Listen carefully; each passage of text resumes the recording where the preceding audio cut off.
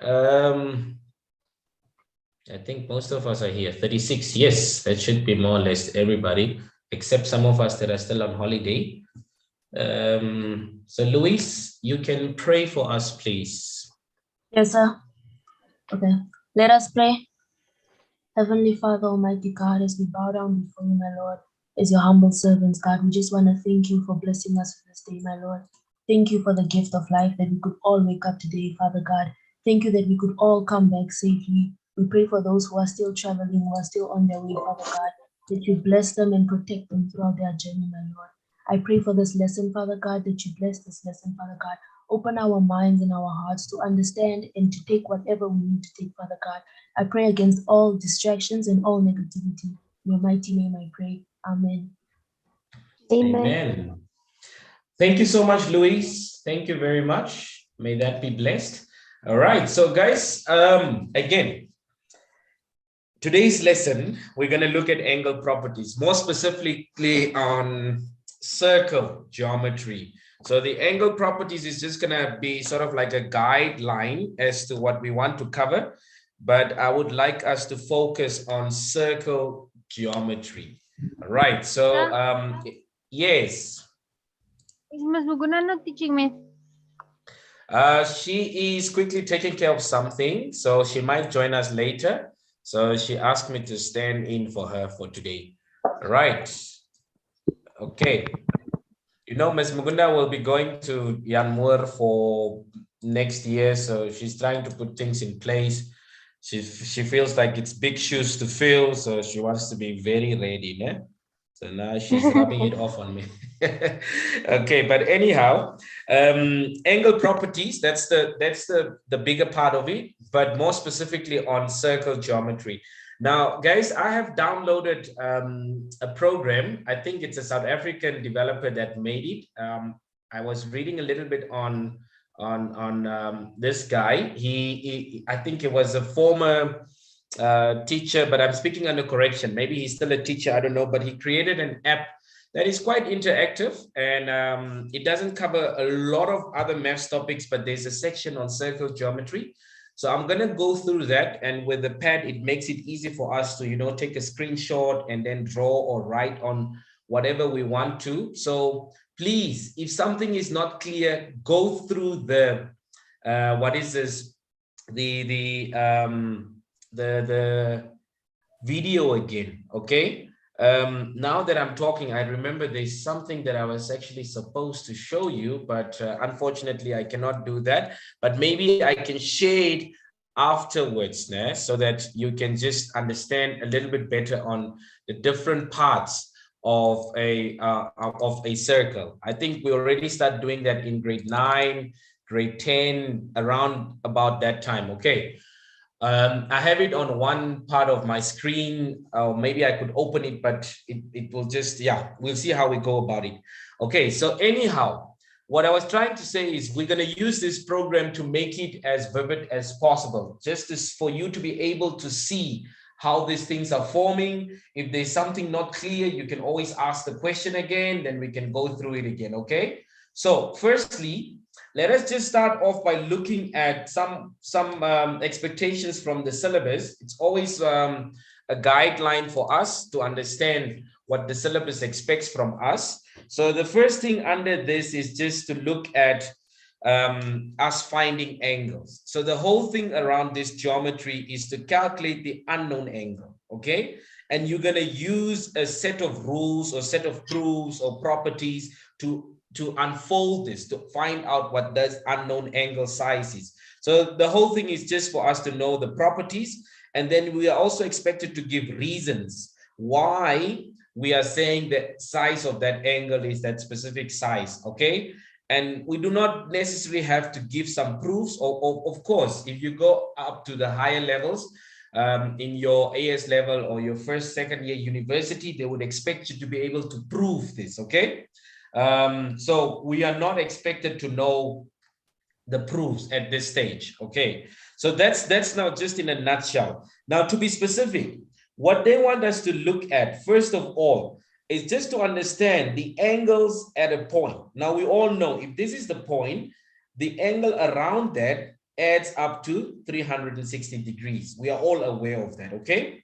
All right, so that's the first point. The second point is the angle on a straight line. Now, I want you to understand that the angle on a straight line and also the intersecting straight line. So I'll take the first one first. If I have a straight line like that, if it forms an angle, we know that angles will always form where two lines meet. Are we together? So if I put a point over here, I can say that this part here could be one line, okay? Maybe this is line 1, and then this part over here is line 2. And then where they meet at a point, they form an angle. Are we together? So that's the 180 degrees. Sometimes we do not see that. We just think that it's one straight line. Yes, it's a straight line, but I just want to emphasize how that 180 degrees is forming on that straight line. And if you have two straight lines, maybe we have this red one over here, and then we have another blue one there.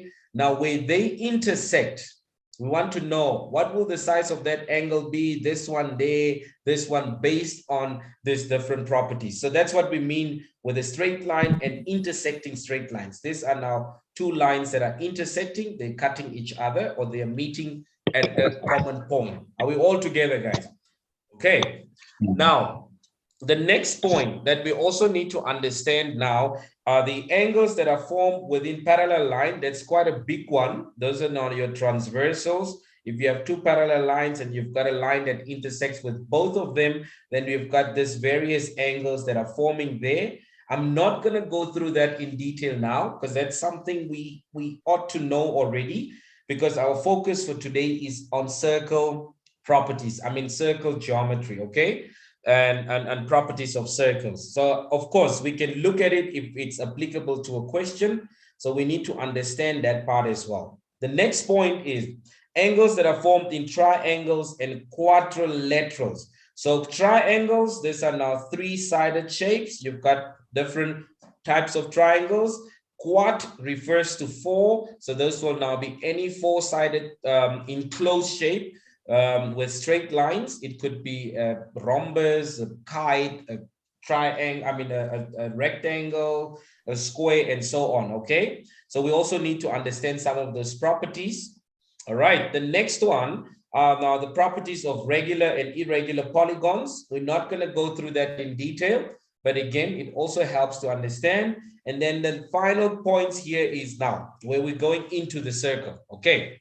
So today we're going to really focus on angles that are formed in a semicircle, angles between tangents and the radius of the circle, and then angles at the center of the circle being twice the size of the circumference. So my aim for today is to unfold this, okay, to understand. And angles in the same segment, we need to also understand in a circle, what is the difference between a segment and a sector? It's very important to know that. I think I'll share that thing after the lesson on the WhatsApp group, or maybe if I find some time, I can quickly open it up. I created something that I would like to show you. It's quite nice. The pictures are nice and the colors are nice.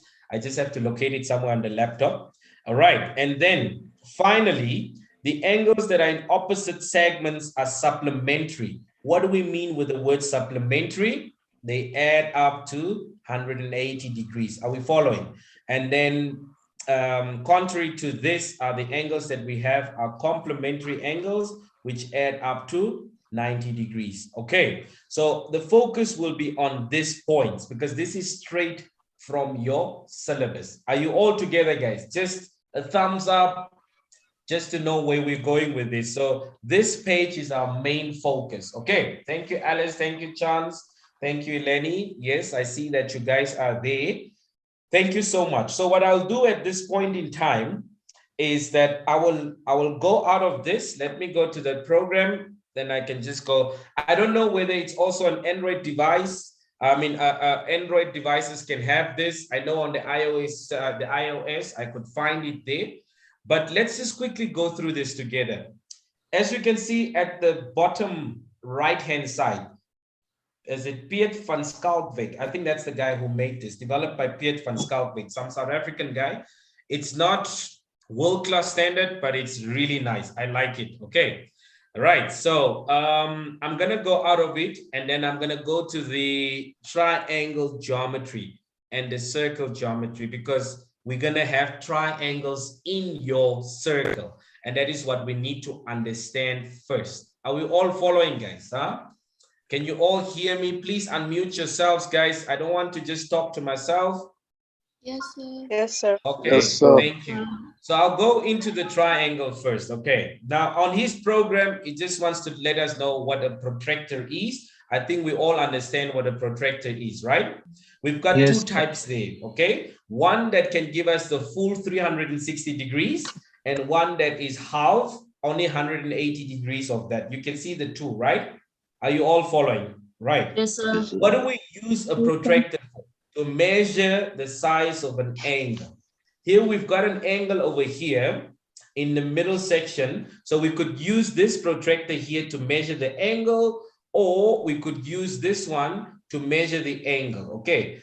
Like for example, your acute angles, meaning that they are less than 90 degrees.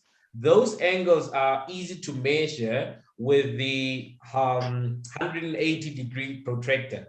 But if you go on to the reflex angles, it would be advisable to use this one. But this is not very common in your math set. Are we together? So of course, we know the technique of how to use this and how to add it up and so on. So I'm not going to go too much through this. Maybe we could look at an exercise. Here they want us to measure and confirm that the angle that they have here is 20 degrees. So let us use the one that we are familiar with. Now, what I want you to notice here is that the first thing is, let me just zoom this in, okay? The first thing that we need to understand here is that we are measuring this angle. So the angle is formed between the two lines. So we've got the line down here. That's too thick. Let's try to see if we can make that thinner. We've got the line. Oh, that's also too thick. Maybe the first one. All right. So should I do that? Okay. Let's see. Okay, that's just on the intensity. So we've got this line down here, and that line is now meeting with this line here, and then together they form this angle over here. And that angle is now represented by theta. Okay, some Greek symbol over there. Now we're going to measure that angle. What I want you to notice is here at this where the cross is, you're going to come and put that on where the angle is. And then this line here, maybe I need to make it the same color. This baseline must come where the red line is. And then from there, you start counting up to see where does that green line stop? Are we together?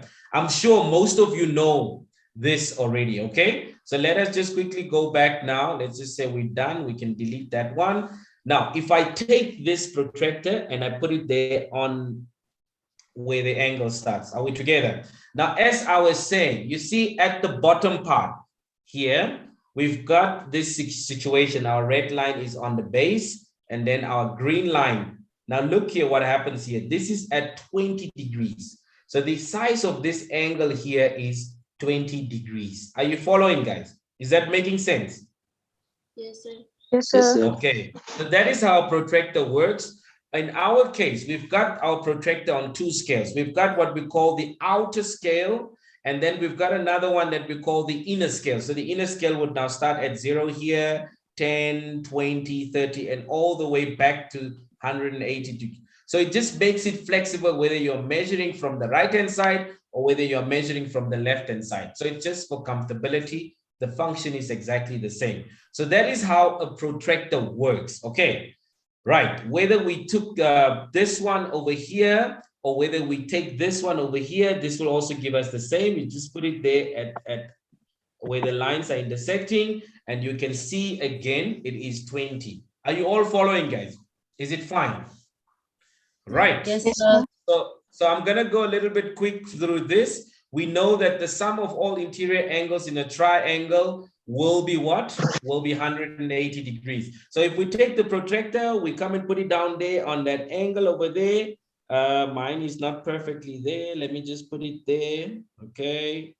My fingers are too thick, but let me see. But if I come and I put it down there, Okay. Then move my protractor so that I'm on the baseline. That shows that that angle is 70. And then if I do the same thing, the blue angle up there would be 60, the red angle, just as it says here on my right-hand side, okay? So here, I will show you that this here, this angle now is 70, this angle is 60, this angle is 50. If you add them up, they add up to 180. So it doesn't matter whether I change the size of the angle. And that's the nice thing about this program or this app. You can play around with it. You can come around. You see how the angles are changing. And on my far right-hand side here, the bottom part, you see the angles are also changing, but it always keeps to 180. Whether it's a small one, a big triangle, it doesn't matter. It just still remains the same. Are we together? In terms of adding them up to 180 degrees. So the sum of all interior angles, if you add them up in a triangle, this will then give you 180 degrees. Now, whilst we are on this, if I take two triangles, let me put this triangle like this, and then I try to draw another triangle over there, right? Okay, let's try to use the ruler so that we can draw it nicely. So I can put my ruler like this, and then I try to draw another triangle, okay? So I draw one here, and then I try to close it down here. Okay, let's do that. Something like that. Okay, not so easy to work on the screen, but I think this is as close as I can get. So let's say we've got that triangle. Now, what I want you to notice here is this triangle that we've drawn, okay? We've got that base here, we've got this side over here, we've got that side. So which means it has an angle here, angle here. If I add these three angles up here together, they'll give me 180, right? And this is also 180. So 180 plus 180 eventually forms a four-sided shape. Therefore, quadrilaterals will always add up to 360 for the interior angles. Are we following, guys? Are we all together? Yes, sir. Yes, sir. Yes, sir. Okay, good. All right, so you can always find any quadrilateral. If you divide it in two parts, it will form two triangles. Whether it's a kite like this, if you divide like this, you will form triangle, triangle. The same kite, you divide here, you'll form triangle, triangle. If it's a trapezium and I do this, I form a triangle, triangle. So all of them, that is why they add up to 360 degrees, because it's two triangles, 180 plus 180. Okay, so let's get rid of that. So we all understand that. Another thing we want to emphasize are the exterior angles. Now, the interior angles, I think we understand, right?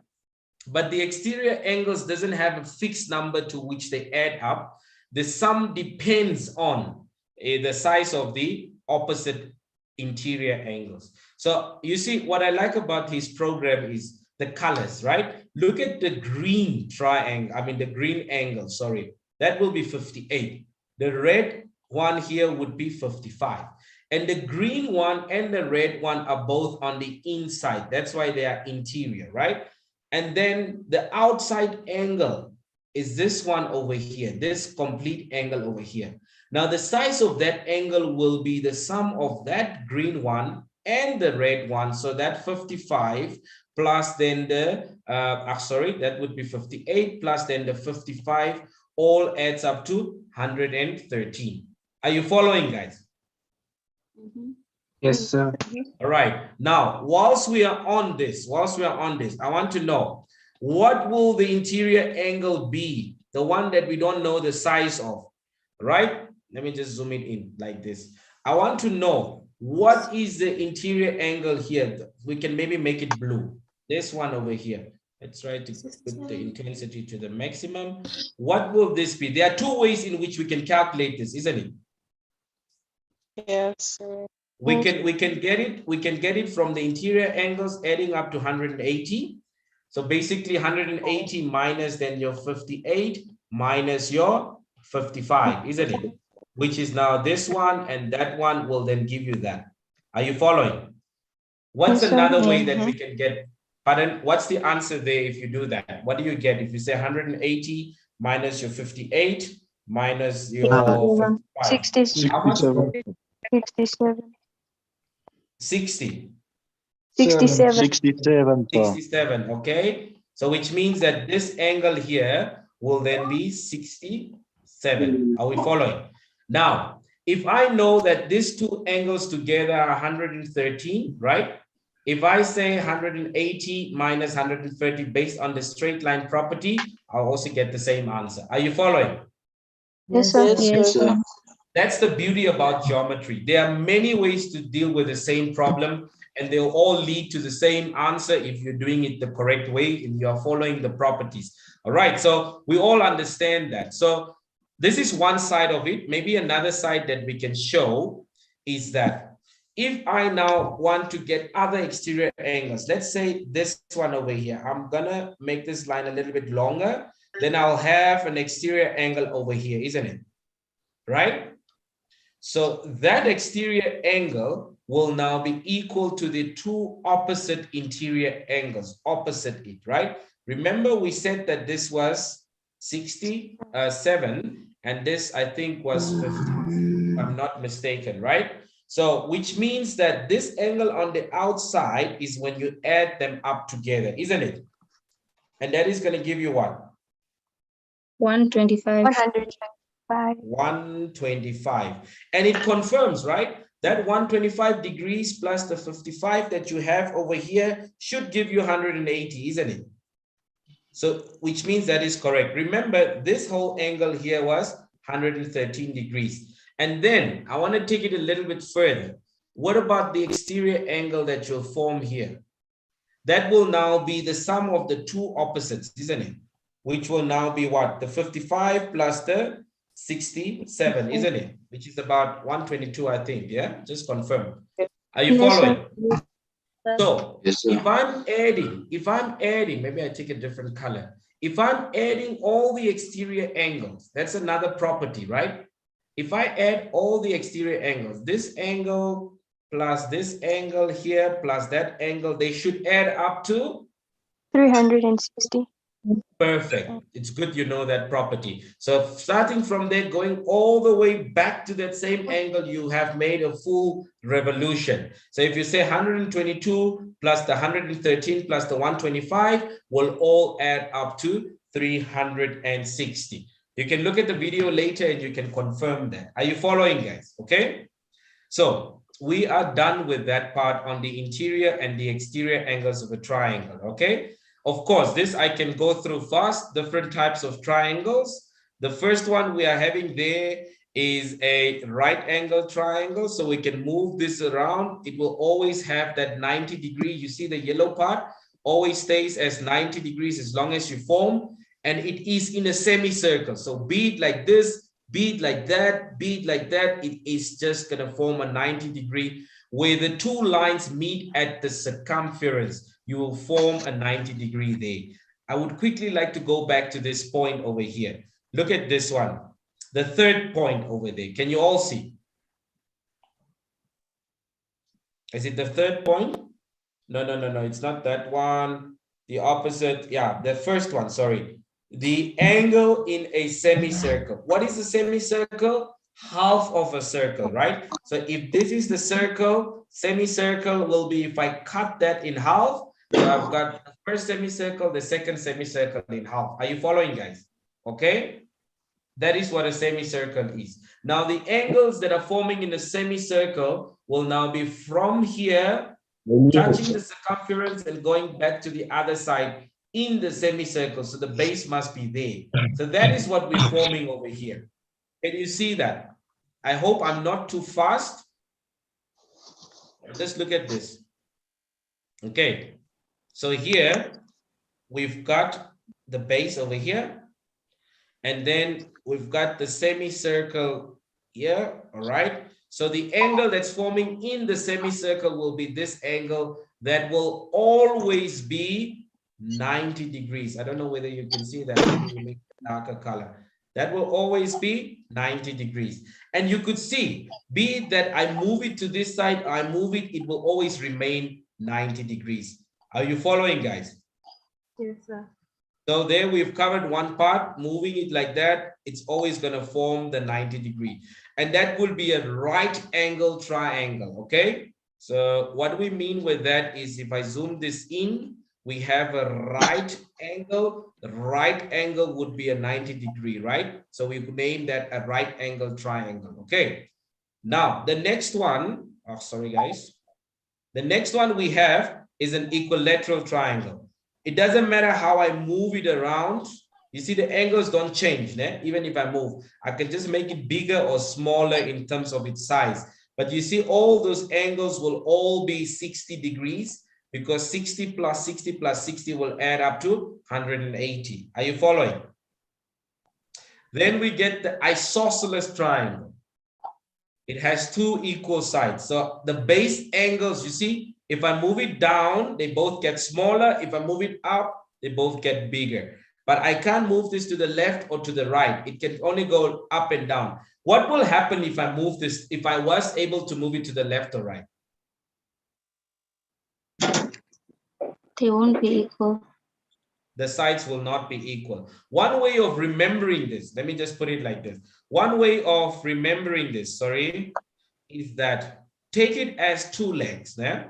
So this is one leg over here, and this is one leg over here. So you've got this person there, that's the upper body. Maybe we've got some arms, we've got a neck, and we've got a, where's my head? That's my head, okay? So here at the bottom part, we've got one foot, and then the other foot here. Now we know that our feet are always the same size. You don't wear a size 7 shoe on the left-hand side and a size 9 on the right-hand side. You wear the same sizes, right? So see it as this little man there. So you can see the shoe size, the base angles will always be the same.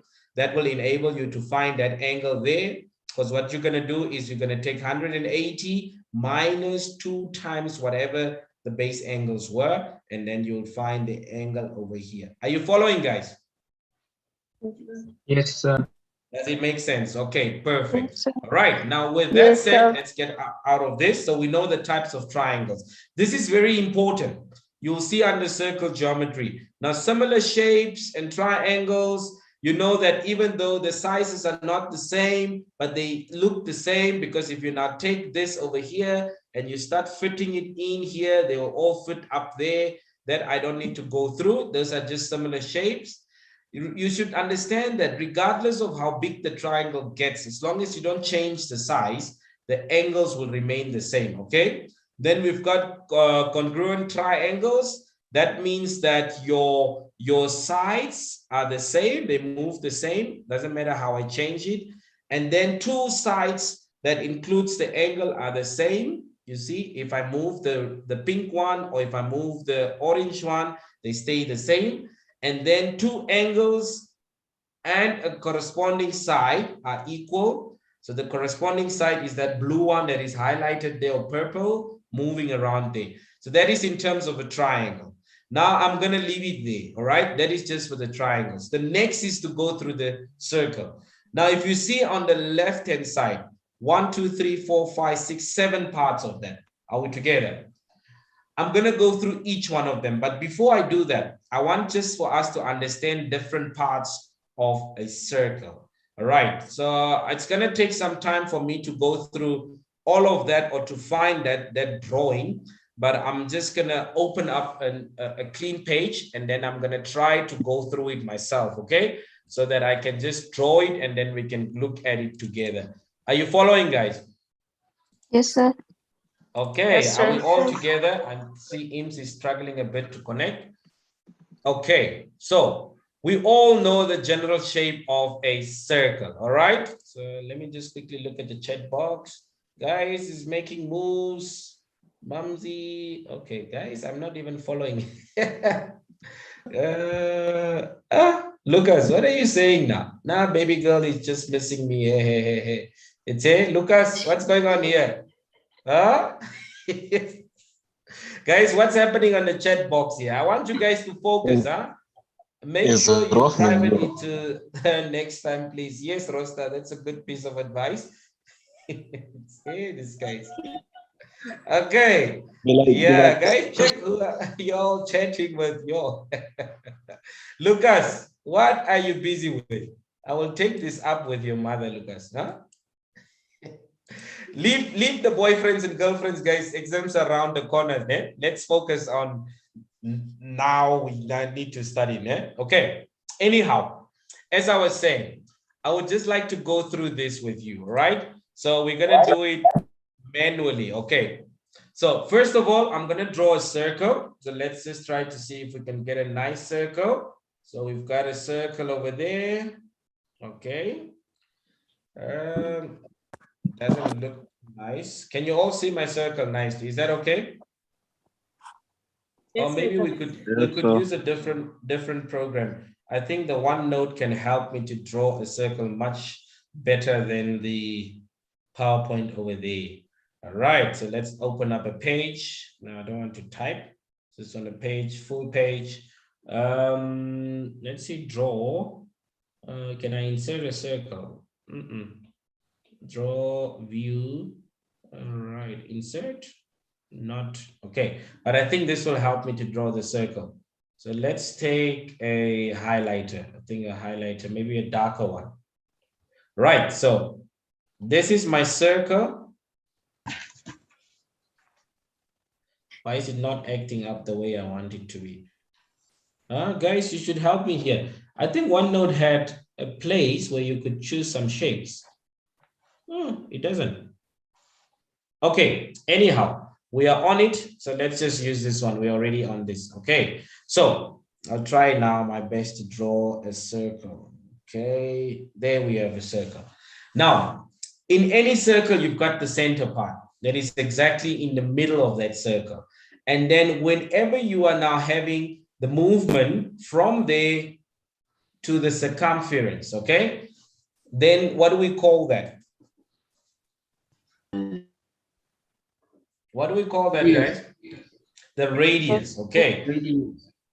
The radius, okay. So we would say that this would now be my radius. So if I draw another one, same one, just from this to another part of it, then this would also be another radius all together. So I could write there radius. So if there are more than one and I put them together, I would write it as radii, right? That's the plural form of it. So when you see this in the exam, it just means that it's more than one radius. Are we following, guys? Okay. Is that clear? All right. Yes, so that's so we've got the two radii over there. The next thing I want you to understand is the arc. Now, the arc, it's not Noah's Ark. This is ARC. Noah's Ark was with that, with a K, not with a K. Are you following? Okay, so what is the arc? The arc, by definition, is a part of the circumference. Now, what is the circumference? Circumference is the boundary. So if I start here, I move all the way around the circle and come back to the same point. That's the circumference. In other words, the boundary or the perimeter of the circle. Maybe that's another way of looking at it.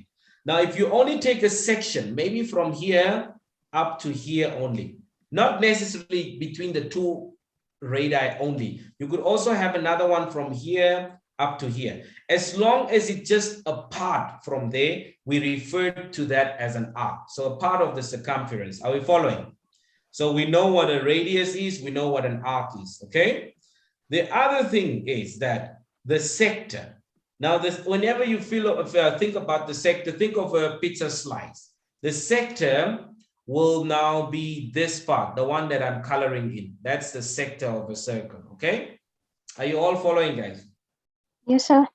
Okay, so by definition, the area, look there, the key word under a sector, okay? Let's just put it like this.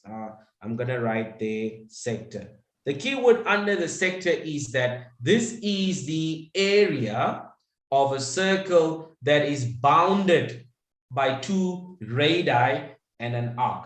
Please understand that very well, né? Guys, you made Lucas change his name now. He's coming in as Hafeni now. He doesn't want us to look at who is Lucas that is texting his baby girl here now. But anyhow, yeah, okay. All right, guys. All right, don't do that to Lucas. Okay. Anyhow, what I'm saying is the sector is the area that is bounded by two radii. So this radius here, and then this radius, and the arc that is covering those ones. So it needs to be the area, it needs to be enclosed. That's the sector.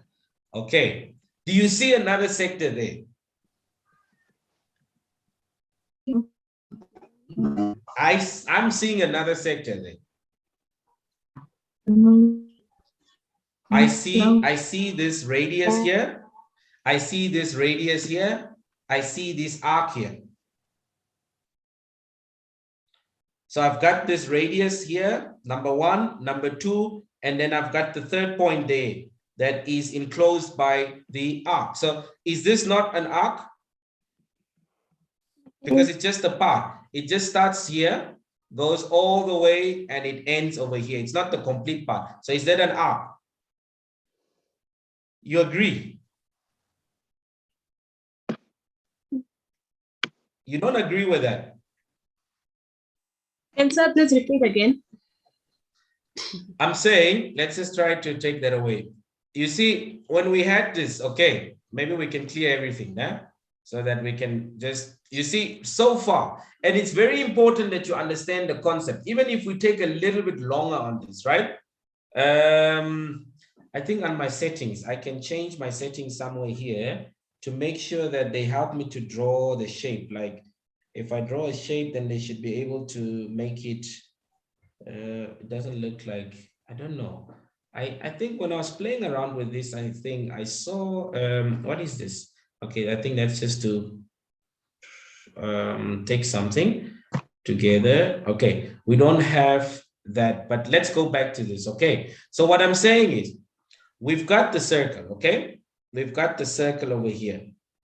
Now, what we establish is that we've got the center and we have a radius over here. We have another radius over there. You agree?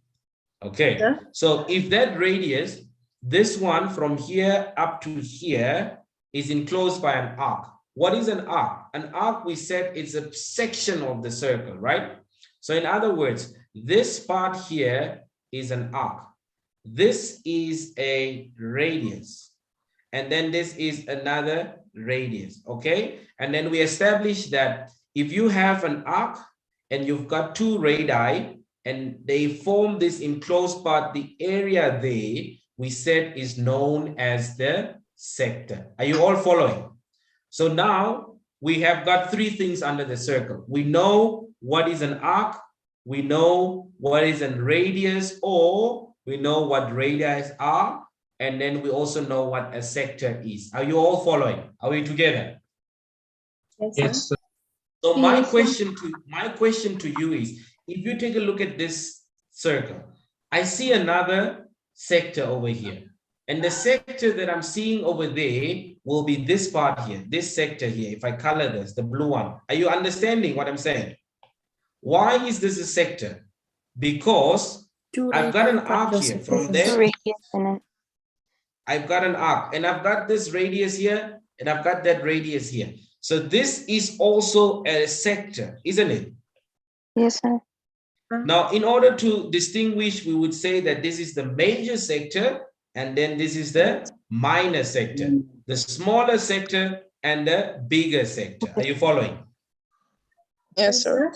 Yes, So sir. if you fully understand the definition of what a sector is, knowing that it's the area of a circle bounded by two radii and an arc. So what do I know? I need 2 times radius and I need 1 times arc in order to form a sector. So once I form one sector, it's like you took the smaller slice of the pizza. Of course, there's a bigger one there that has an arc and it has the 2 radii. Are you following?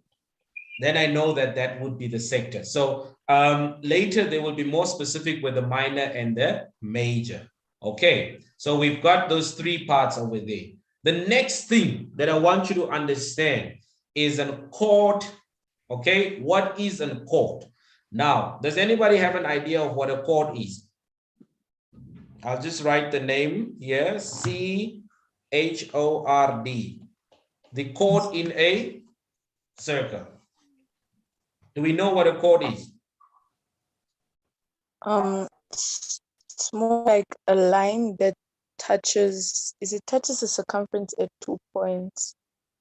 Like, Okay. So if I start here, all right, if I start here and I go all the way to that side, is that a chord? So I form a chord here.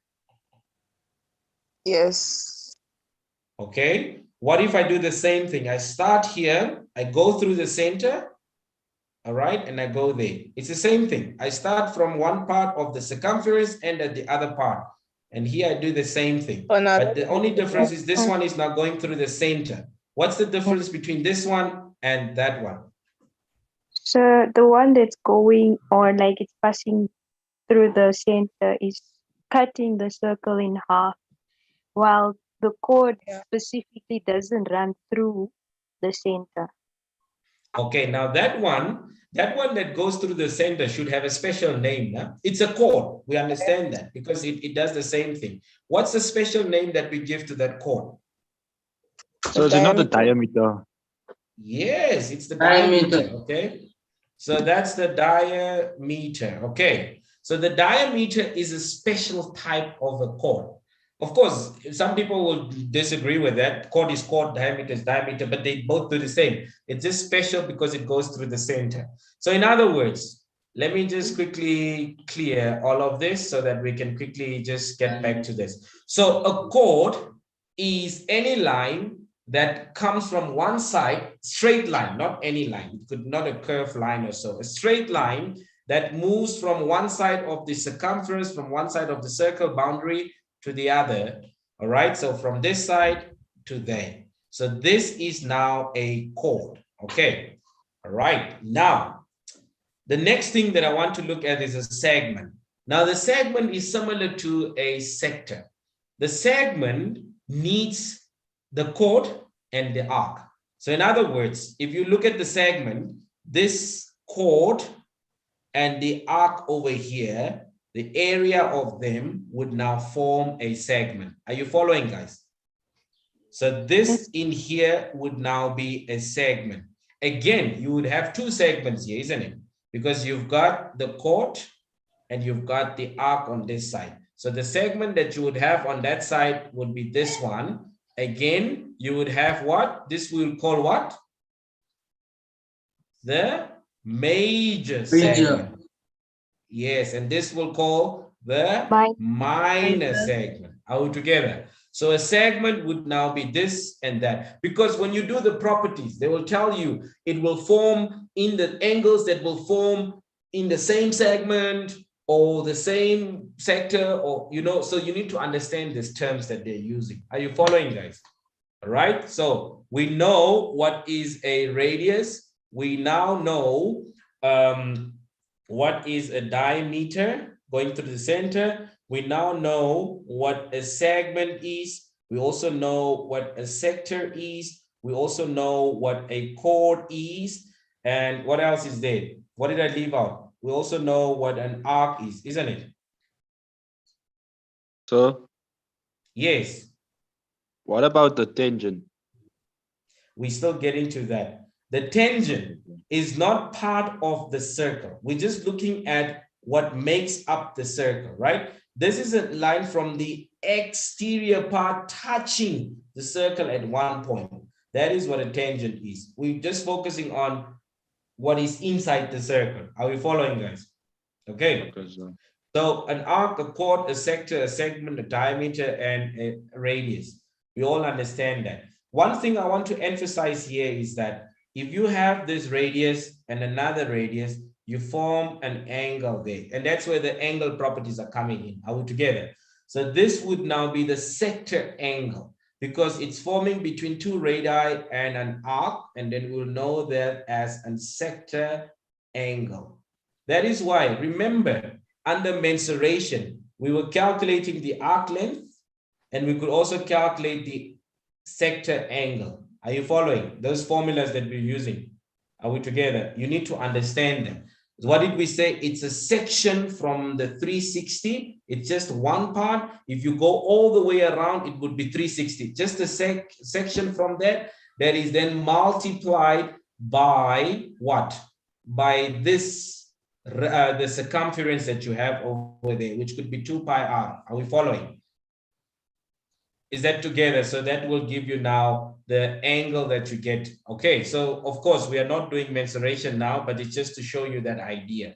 So one could also just create awareness of the sector angle. So that is all the different parts that we need to know about a circle for now, before we get into the specific angle properties of a circle. Now, before I do that, before we go back to the app, is there anything we're not sure of? What is arches? What is a radius? What is a segment? What is a chord? What is a sector? Or what is a sector angle? Is there anything we're not sure of?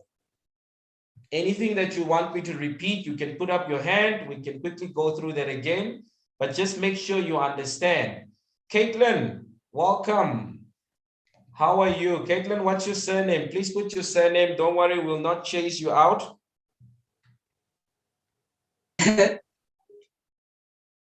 People are getting scared. Am I a monster, guys? Oh. I don't bite there. Okay, Caitlin. I hope I'm saying your name correctly. Can you unmute yourself? Okay. Anyhow, so guys, do we have any questions? No questions.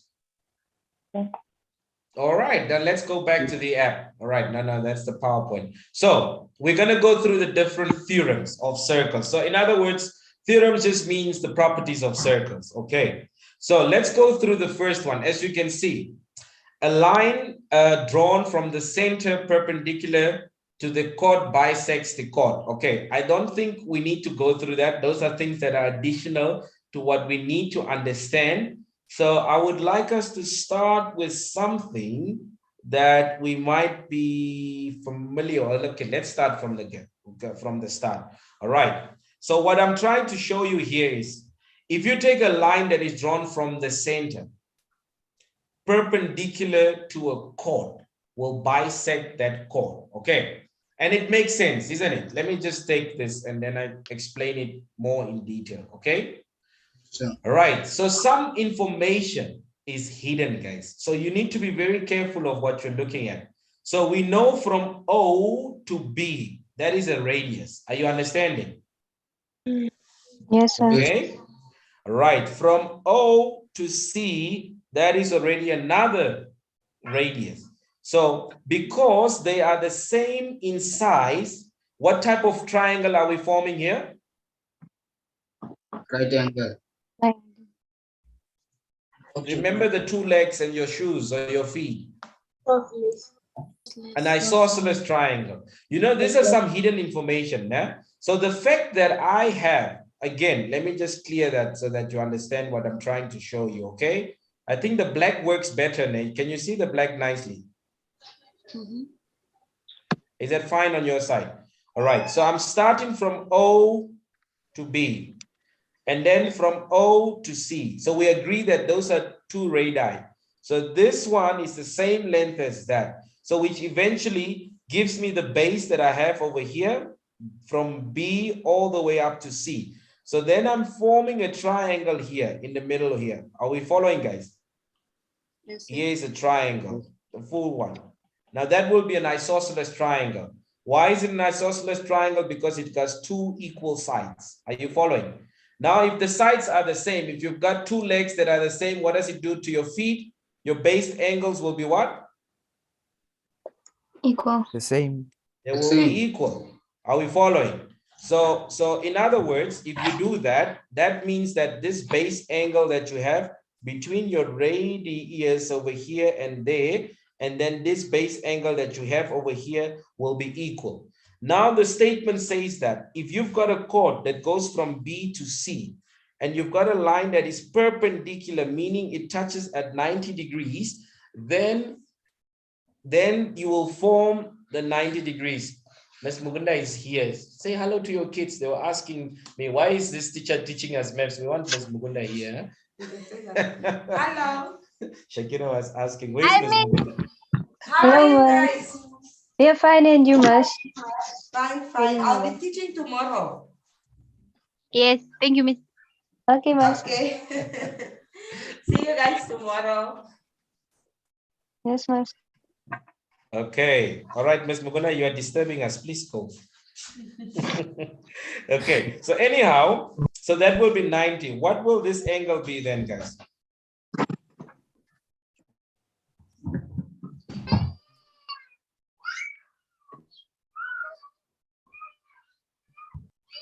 Are you able to tell us that angle? Maybe we need some other information. Are we following? But what that statement is saying, what I like about this guy's app is we've got some extra information. So we're going to do the same thing on the other side. Let's say we take our ruler and we draw a chord. Are we together? So we draw a chord from one side of the triangle, the circle, to the other side. And then you draw a perpendicular line that is coming down perpendicular up to that point over there. What's going to happen there? At the point where they meet, it will be 90 degrees. Are you following? Therefore, if I now come and I take this, unfortunately, we do not have a protractor to measure this. And if I come now and I do the following, I put this over here and I draw a line over there. That will be one radius and then another radius over here. I draw this over here. Then this base angles here will be the same size. This will be 90 degrees. So these are the type of information that will help us to understand that. So that's our first property. The second property we're going to look at, okay? Let's go back to this, is this one. Now, guys, a lot of us are struggling with this. So I want you to please just take a closer look at this. And this is also coming from your syllabus. Look at the top part over here. Read that first sentence for us. Who can read that for us? Norman, can you read that first sentence for us on the slide? Yes, Norman. Angle at center is double the angle at the circumference. Okay, thank you very much. All right, so let's take a closer look at this. I'll take a screenshot and then we're going to look at this together. All right, look what they're saying. We first need to understand. If I did not, oh, sorry, guys, I dropped my pen here. Just quickly pick that up. All right, if I didn't understand what circumference is, right? Like what is the circumference here? Then I will not be able to, understand what they're trying to say. So the red one is our circumference, which means that this is the boundary, right? Let's take the highlighter, all right? Oh, we have the highlighter. This is the boundary of this circle. So all the way around here will now be my circumference. Are you understanding, guys? Now the angle that is forming at the circumference, which is coming from here, here, and here. This is the angle that is forming at the circumference. Are you understanding? Yes, sir. They are saying that the angle at the center, where is the center? Here is the center. Where is that angle forming? This angle on this side over here. Where is it forming? We've got two angles here, remember? We've got this angle over here, and maybe with a different color, we also have another angle over here. Now, if you are confused, is it the red one or is it the black one? Look at what the statement is saying. The statement says the angle at the center is double the angle at the circumference. So let's say, for argument's sake, I give you this as 60 degrees, okay? So which means this guy or this one must now be 120. But we must have the awareness that 120 is what? This is a reflex angle. Is it a reflex angle? Guys, I need your help here. It's obtuse, isn't it? Thank you very much. It's not reflex. Reflex will be more than 180, right? Yes. Right. So this is an obtuse angle. Thank you so much, Rosta. All right. So we need to have that awareness of what is an obtuse angle, what is a reflex, what is an acute angle, and so on. So if you estimate between this guy, the red one and the black one down here, which one will you say looks like a 120-degree angle? The black one. Exactly. So that's the type of reasoning that I want. Because if you look at this angle over here, you can see that it's surely more than 90, but it is less than 180. How do I know that? Let's make this bigger. So if I now draw a straight line here, I can see that that angle that is forming over there, this angle here is 120 because it's less than 180. Therefore, that confusion can be cut out by that reasoning. And that's the way I want you to think, guys. Try to have a rational reasoning behind it. So if we clear everything, we can now establish that that angle that is now forming at the circumference, this angle will be double the size, or the angle at the center will be double the size. So if this angle here, say for example, say was 40 degrees, then this would now be 80 degrees. Although, you know, it doesn't look like an 80 degrees, but okay, let's make it more applicable, okay? Yeah, you know that that doesn't really look like an acute angle. So let's make it, let's say if this one was 55 degrees, then this could be 110 degrees. Are you understanding, guys? Yeah. All right, that's the concept. Now let's try to go through this together so that you can see. So this one, what's going to happen is I can move the angle at the circumference, right? I can move it around. Are you following? I can also make the one at the center smaller or bigger. Are you following? But what I want you to do is look at O and A. You see how those angles are changing? Can you see that? As O is getting bigger, what happens to A? A is also getting bigger. As O is getting smaller, A is also getting smaller. They are directly proportional. Are you following? So if I put it like this, I can take the protractor and then we can come and we put it there and then we measure that angle. I'm going to put it on this base over there. And that angle is, how much is that angle? Can you read that for me, please? 70. 70, perfect. Which means that the angle at the center must be how much? 140. 140. So let's confirm. Can you see that? Is that 140? Yes. So if I make that 140 smaller, let's say I make it say 90. You see that? So my angle at the center is 90. What does that do to the angle at the circumference at A? 45. Sounds smaller. 45. So the opposite also applies. So I can put it up there like this, and then we can measure that. Okay, let's move that. So we put it there. That would be 45. Can you see that? Yes, sir. Does it make sense? Okay. So whether I move it on this side or whether I move it that side, but now look at the angle in a semicircle. This angle is now going through the diameter.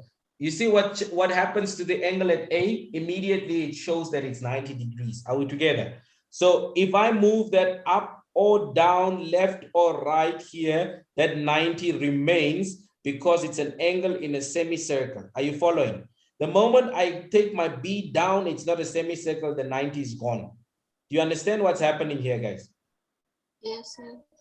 Okay, I hope that is clear. All right, so that's the one theorem. Then the next one. This one is not so easy to understand, but let's quickly go through this again. Okay. Equal chords subtend equal inscribed angles. What does the word inscribed mean, guys? Let's first understand the definition of that. What does the word inscribed mean? If something is inscribed, what's the meaning behind it? Okay. Can somebody help us? We've got some English guys in here, isn't it? Some of us are saying English is our mother tongue, né? What is inscribed?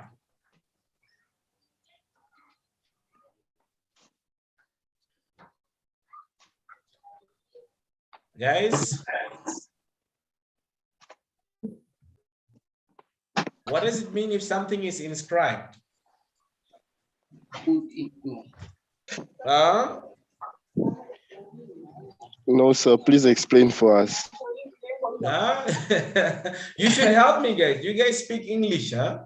So it's marked with characters. We are.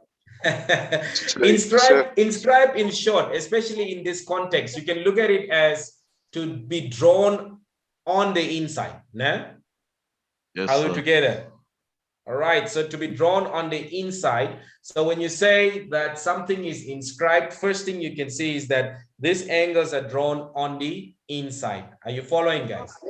Okay, that's now in short. If you can say this is strong on the inside. Of course, if we go further, we can say that it's touching, but it's never crossing the sides and all those different things there. But here, as in terms of circles, if it's inscribed in a triangle, it is also inscribed in different types of shapes. But to be short, it just says to be drawn on the inside.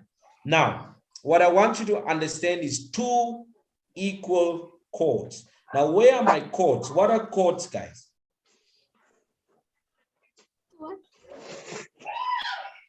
What are my chords?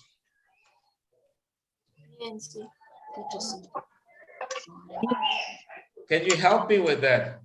Two equal chords. Just give me a second. Just give me a second. I'll be with you now.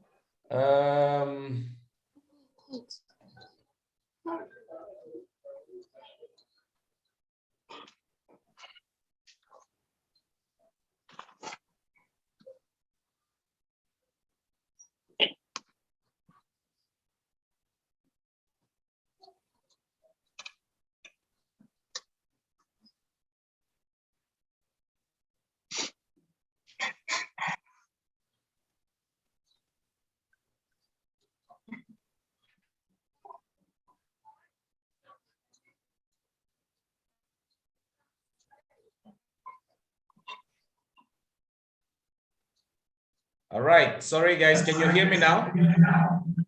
Yes, sir. Sir. Yes, sir. Why am I echoing? Or is it just on my side? Okay. All right. The echoing is gone. All right, guys. Let's look at what they mean here. All right. Let's just take a screenshot. So we analyze this again. Okay. We've got three chords there. Can you see the chords? Actually, more than three. We've got quite a number of chords there, isn't it? Yes. How many chords do you see there? 5. I also see 5 chords. Do you all see 5 chords? 5. Okay, right? Yes, sir.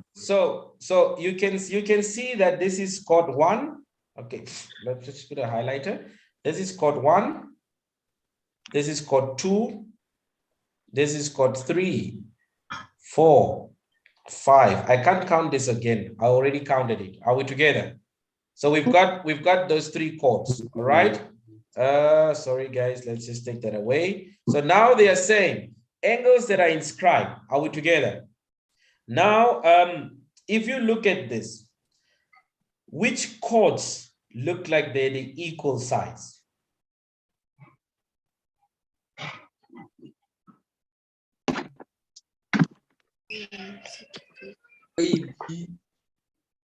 Or what I want you to notice, let me rather explain it this way. You see that this chord at the bottom is common to both triangles, isn't it? Yes. You see that? So if you have this extending from that common chord to that side and coming back to that, that's the triangle you are having. Are we following? Okay. Yes, sir. Are you following? And then on the other side, you're having from that same chord, this one here, and then it's coming back to this side. Are you following? So this is what they have in common. So if they're coming from the same chord, and then they form these angles here on the inside, which we refer to as inscribed, these angles will be equal in size. So angle E will be equal to angle A. That is what we're trying to say. Are you following, guys? For me, sometimes what I always tell learners are that they should try to look out for the butterfly. Yeah? Sometimes they might not even give you the chord down here. All right. But sometimes in other texts, we can explain it like this. If you have this segment over here, all right, you also have another segment over here. Are you following? Right? So you've got a segment here, you've got a segment. So segments that are on 2 different parts, if they are connected here, those angles will be the same. So if it happens that we do not show you the chord down here, the BC down here, all right, sorry, let me just enlarge that. Then you just look out. I remember someone told me that it looks like a butterfly. I think I heard this from a learner. Look out for the butterfly.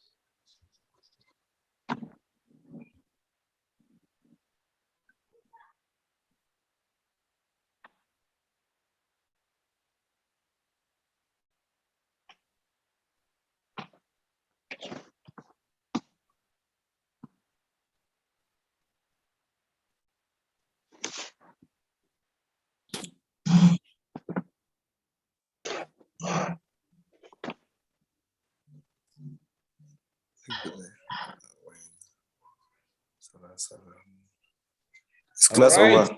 Can you go? I lost connection there. Can you all hear me now? Yes, sir. Yes, sir. All right. Sorry so much. I lost connection there. Yes. Let me just the other side is off, so let me just connect it to this side. Share my screen. Just give me a second.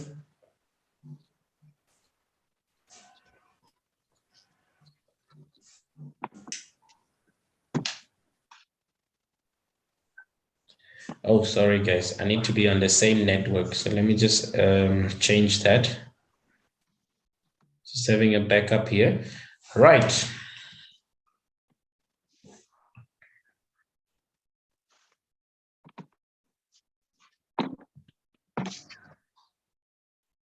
Okay, we can soon go back to this.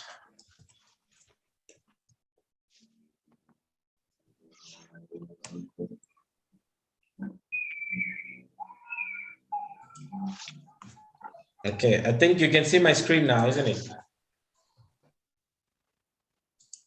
Are you able to see my screen? Yes, sir. Yes, sir.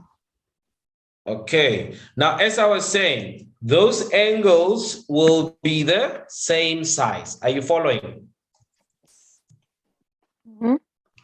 Okay, so that is what we're looking at, angles that are inscribed. This could also be looked at differently. Even in your textbook, sometimes you can have this. They can even say angles in the same segment are equal. Are we together? So you can see in both sides, it can have different forms of meaning, but it still goes with the same one. So we can quickly demonstrate this, okay? So if I move this angle around here, and I move this angle around here, doesn't matter where I move it, as long as I come and I measure, I put it there, and then we get the base, sorry. All right, I come here and I put it there, that angle is 70 degrees, isn't it? Can you see Yes, that? sir. We take it up there and we measure that angle up there. This will also be 70 degrees. Are you following, guys? Yes, sir. Yes, sir. So this will remain the same size. Even if I move it around like this, it will remain 70 degrees. Unless I come and move it here. You see what happens? Watch angle A and E. Do you see that they move? Both of them are getting smaller and smaller and smaller and smaller. Are you following? Yes, Are you sir. following? All right. Yes, So sir. one could then ask, if this is standing like this, ignore the chord here at BC. Now, someone could ask, what about angle C and B, sir? Are they the same size? Why not go and measure them? Okay, so we put it there. We want to establish if that theorem applies here as well, okay? So we put it there. Why is this thing jumping around like this? All right, that angle is 45 degrees. Do you see the angle I'm measuring? I'm measuring angle ACE. Nah? Can you see that it's 45 degrees? Sure. Okay, let's measure the angle ABC. So I come here and I put it there, and then we put the base there. That is also 45 degrees, isn't it? Actually, angle ABE, that's also 45 degrees. Are we together? Yes, sir. So that will also apply. Some teachers, would also look at it this way. You know, as I said, there are many ways to kill the cat. There are many ways to look at it. So sometimes what is in the book, I'm not completely agreeing with that. But anyway, let's say this here is a segment, okay? And then this over here is a segment. So some people are saying that the ones that are connected by the same arc, this arc connects this angle over here, and it also connects that angle. Those angles will be equal. And again, if you look at it, this angle here will be equal to that because they're connected by the same arc. So some people are saying angles in two different segments here. You've got that first segment, we got this segment over there, but some would say the same segments because they are looking at the chord being the same size. Are you together? If the chord is the same size, and that's why they say, okay, the segment sizes will be the same. Those angles that are forming there, those inscribed angles will be the same size. I hope that makes sense. Are we having any questions here? Hands up if there are questions. Okay. If there are no questions, we can move forward. I hope my screen is still clear. So we're done with that property. Okay, let's move a little bit faster. We go to the next property. Now, this property that we have over there is when you are forming a quadrilateral inside a circle. What does it mean? We've got a four-sided shape inside a circle. Are you seeing that? Whether it's a perfect rectangle or a square, or whether it's an irregular, what is this, quadrilateral, they say that the opposite angles in a quadrilateral are supplementary. What did we say? What does the word supplementary mean? They add up to 180. Exactly. So this supplementary means that if you add them up together, they will add up to 180 degrees. So this is just to say add up to 180 degrees. There's another one that we would refer to as complementary. Né? Complementary said that they add up to 90 degrees, half of that. So what it's saying is that opposite angles. So D is opposite B, right? So if you take the angle D and B and you add them up together, this angle plus that angle, they will add up to 180 degrees. The same will happen with C and A. They will also add up to 180. And it comes down to the point that that 180 of the first two opposite angles and the second pair will then add up to 360, isn't it? That's what we said for quadrilateral. Remember when we're looking at the triangles, we said quadrilaterals will always divide into two triangles. Be it if you divide it like this, you've got this triangle here and there. You could also divide it maybe from C to A. You have that triangle, this triangle. So we said all interior angles of a triangle are 180. The same here with this 180, they add up to 360. I hope that is clear. Does it make sense, guys? So this is what it means. So one could then also just go out of this one here, and then we could look at it in this way. Sometimes they can play games. That's what I like about this thing. So again, if A is 60, what is the size of angle C? 120, isn't it? Yes, sir. All right, guys. You understand? All right, look at this one. What is the size of angle C? If A down here is 80, what is the size of angle C? 80. Is that also 80? Let's see. Let's punch in 80. That's correct, isn't it? Again, this is from the butterfly now. All right. What about C? Angle C up there. If A is 50, angle C will be, come on, guys, fast. 130. 130. You understand? So it will go on like that. All right. And this one now, if that one is 105, what will A be? Let's see who can help us first, guys. That would be 75, isn't it? Yes, it will go like that. And again, here A would then be 100, isn't it? Okay, I'm glad that it actually shows that. Then we go to this one over here. All right.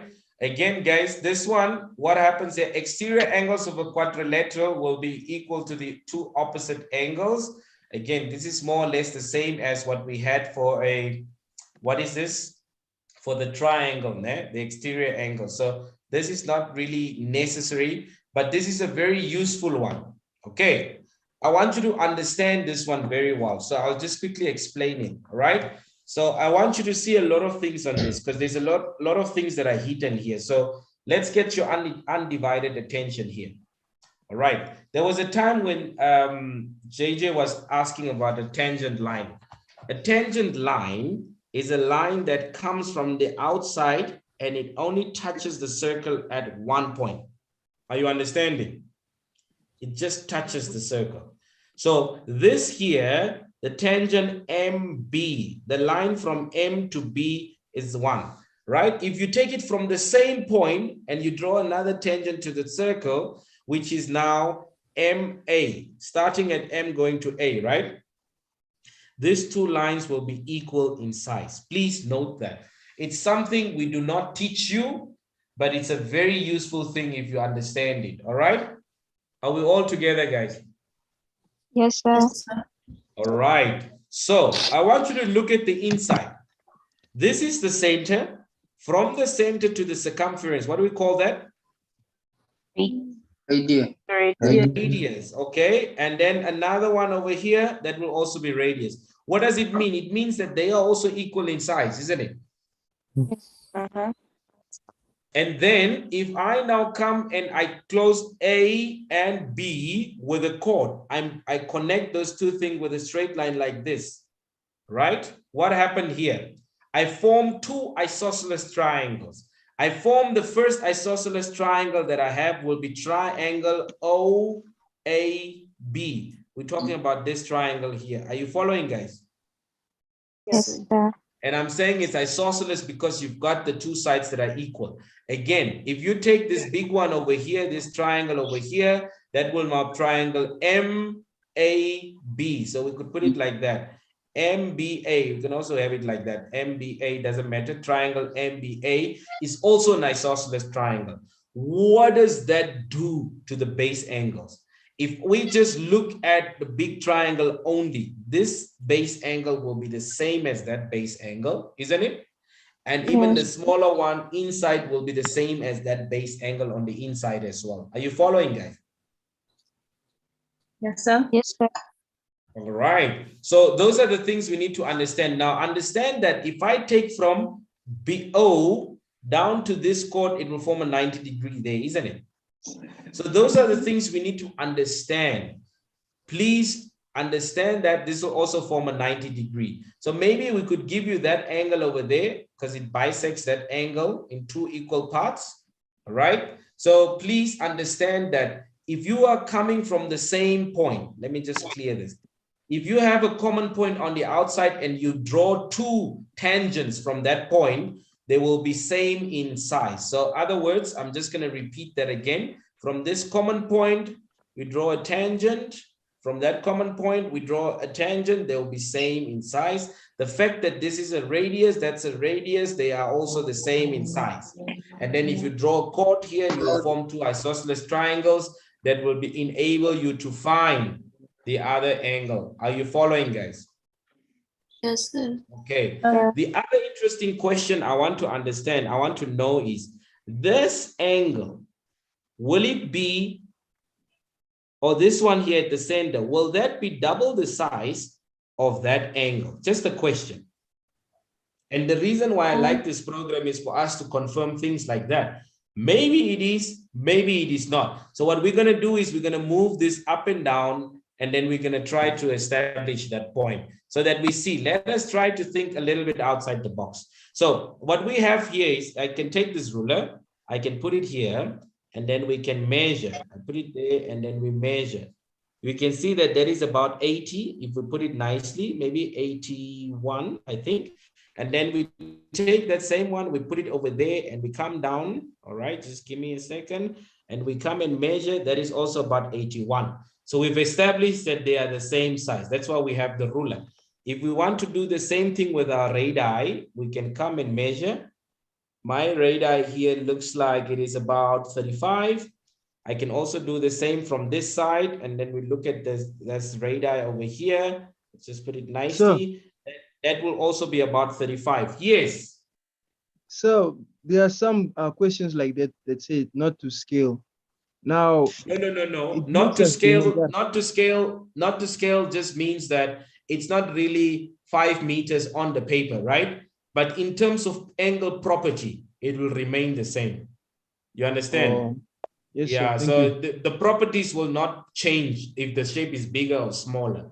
So that's not really something to be worried about, especially if you are dealing with angles. Because what I mean with that is, if I draw a triangle, now, let's say I take a triangle here, and I draw a triangle maybe, or just an angle, this angle, right? If I make the lines longer, I make it longer, it doesn't change the angle. Do you see that? The angle size stays the same unless I move these lines out or maybe closer together, then the angle will change. So sometimes it depends on what type of question it is. Maybe for volume or what they will give you in meters per cube and tell you it's not to scale, because on the paper you could you could measure 5 centimeters and then they are saying it's 5 meters, which is not real. You understand? So it depends on the context of the question. But this is just properties we are looking at. So in terms of properties, please understand this. Are we together? Right. So as I was saying, this you can also go and measure. And sometimes what I encourage you to do is, especially when you are studying, try to do this. You go and then you go and draw a perfect circle. Take your pair of compass. You draw a nice circle. Take any point outside, draw a tangent to that. Draw another tangent from the same point, measure this angle, and see what they have in common.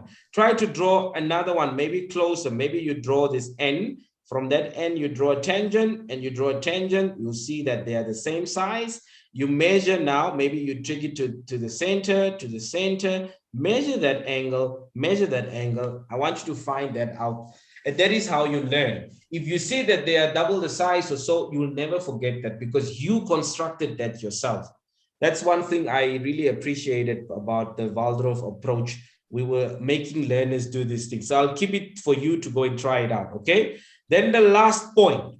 Let's quickly look at the last one before we do some few questions.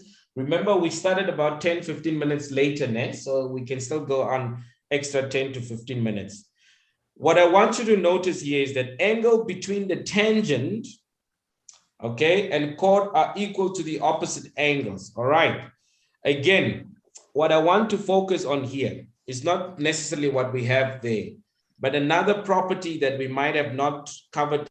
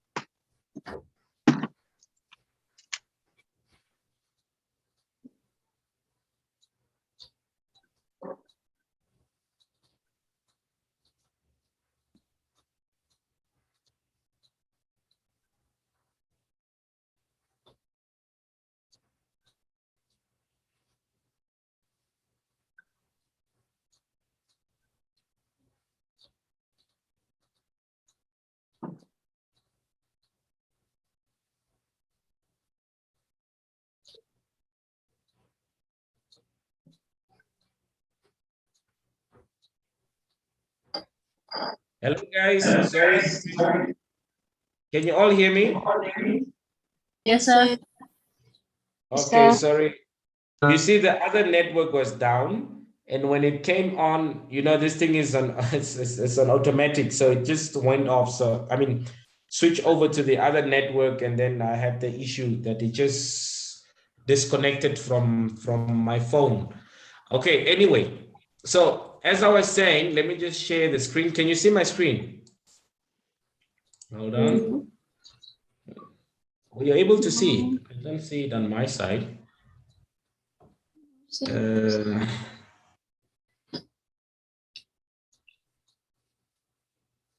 Okay.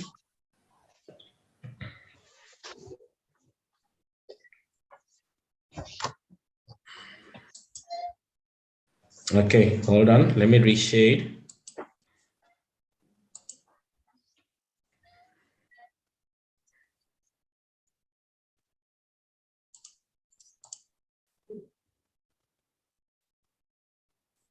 This thing is giving me issues.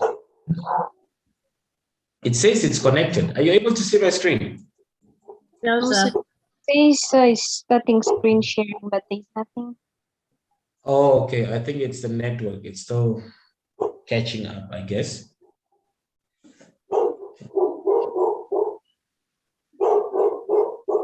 Telecom is failing me today.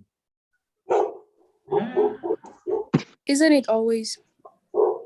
Yeah, ne? Not very. Not very. Switch to MTC, sir. Yeah. Pardon? Switch to MTC. Yeah, it seems like that. Okay, it's not very reliable. Switch to so, Paratos, not MTC. Yeah, I understand Paratos is not a Paratos new is thing also in not. town now, ne? Okay, I understand Paratos is doing the thing now. Okay, let me try to then quickly try to change something here and see if it works. This dog is angry.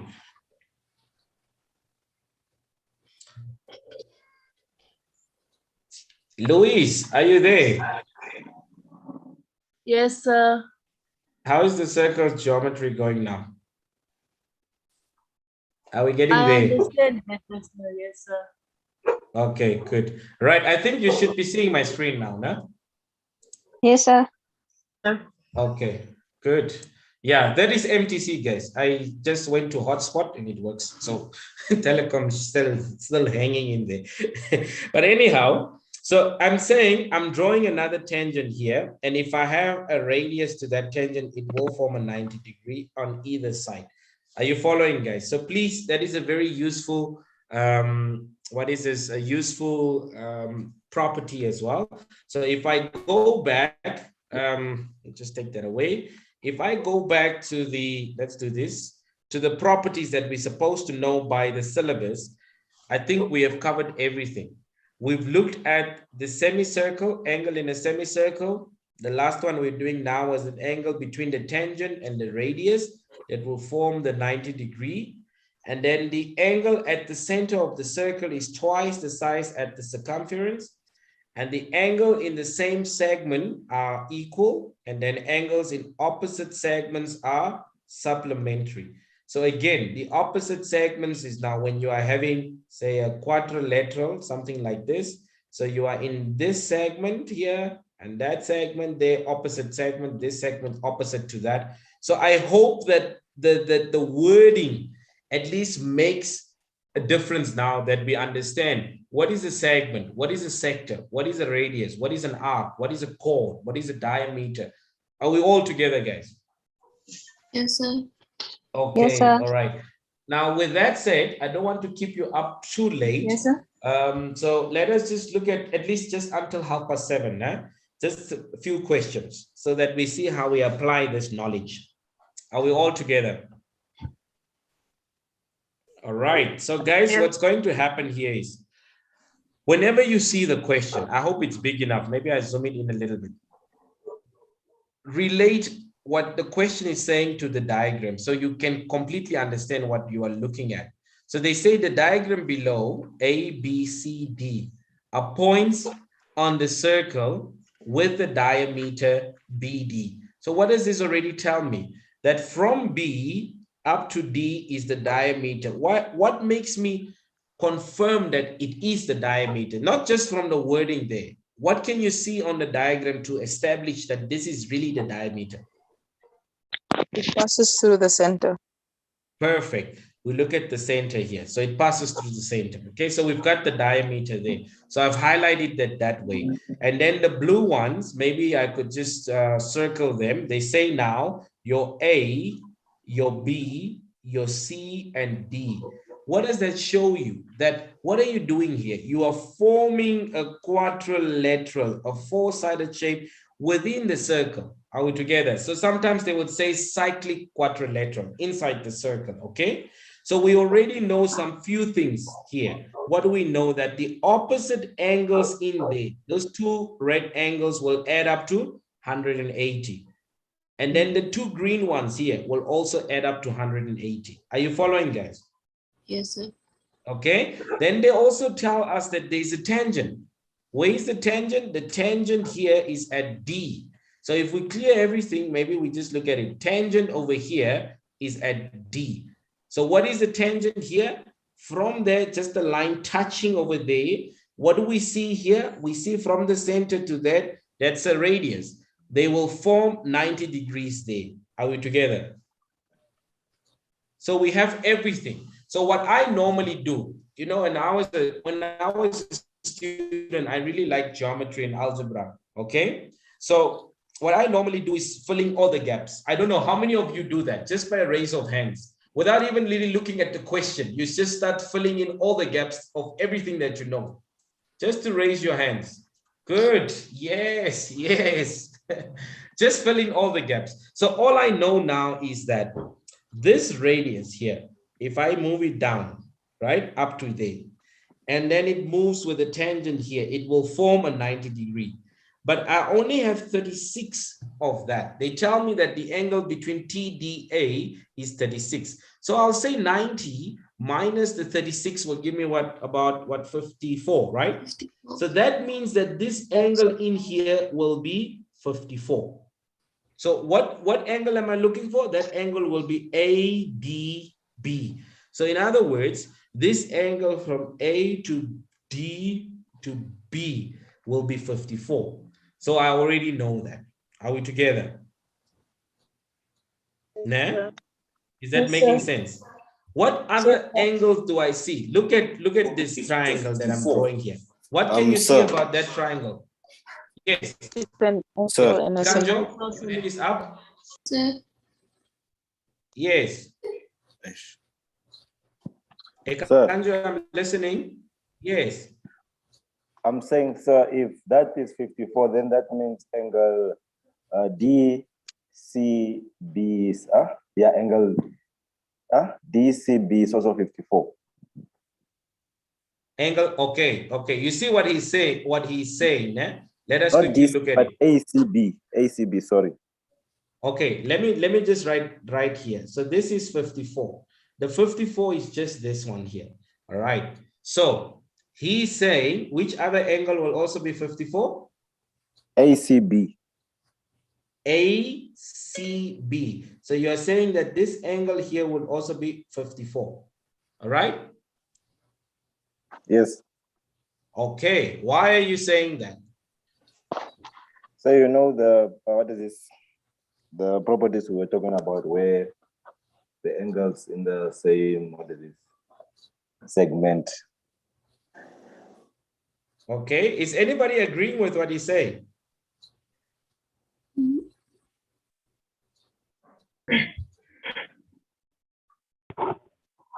All right. Sir. Ekanjo, your hand is still up. You have another question? Okay. Mauritius, we will just park that for now, né? Let's put it, we'll confirm whether your statement is correct. Let's just put that. We all agree that this must be 54 based on this angle at the tangent and so on, okay? Let's just hear, Ekanjo had a question.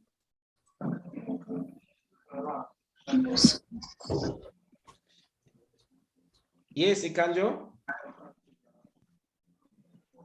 Also, it was a mistake.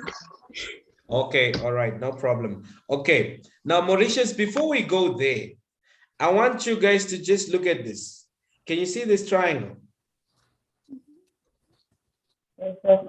Yes, sir. What can you tell me about this triangle? It's an isosceles triangle.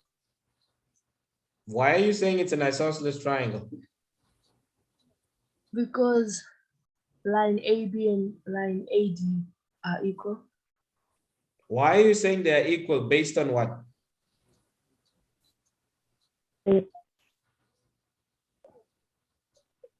So isn't They it look- a right angle triangle? They look as if they are the same size, but that's an assumption. But I can surely say that this is a right angle triangle, that A is 90. Yeah. Do you see that? Why am I saying Yes, sir. that the angle A here is 90? From this line to that line, why is that 90? Angles in a Because it's semicircle, I guess.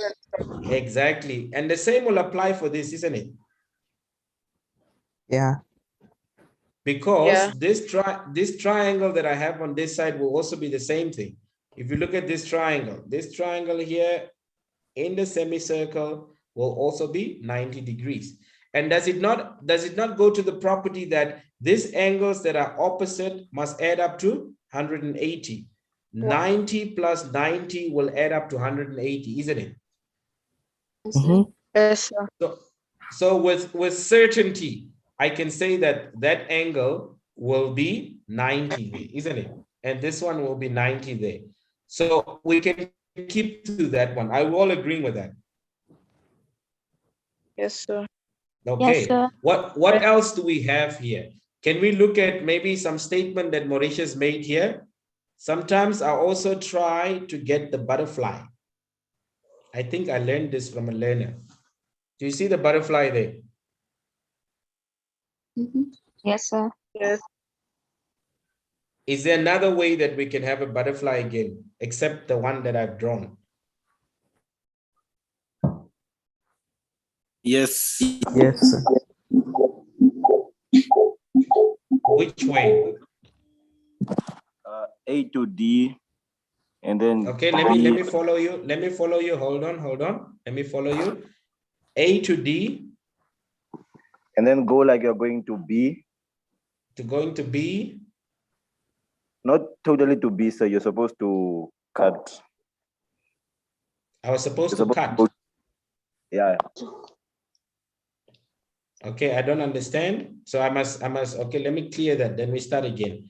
From A to D, okay? A to D, and then go like you're going to B, but where the line, where there's like a forward. Intersection. This intersection, yes. Yeah. And then you go to C. Okay. And then to B. No, sir. You guys. The section again. And then to A. You guys agree with that? It's correct, but the way he... No, but you... Yeah, the way he explained would have said this. Go like this, go like that, like this, like that.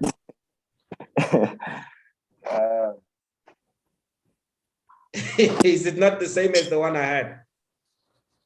No, sir. No. No, sir. It's not the same. So he says go like this, and then To B. Intersection C. C. Like this. And then go up Even to A. Yes. Yes, something like that. So I'm supposed to go all the way through to B, right? Yes, sir. Yes. Okay, now you see, we're trying now to say, so he was saying, if this is 54, then this must also be 54. Isn't it? All right. So if that is 54, then this must be 36. Why? Because this adds up to 90. Are you agreeing? Yes, sir. Yes, sir. Okay. So that part is, I think, sorry guys, I don't know why my eraser is so big. Let me just try to take a smaller one. I just want to take off the line. It doesn't want to work. Okay, right. Let's just put back. I'm actually happy that you're seeing another one because you try to work with what you're given. All right, so this was 54, and he said this must then also be 54, which will make this 36, 36. All right, what else do you guys see?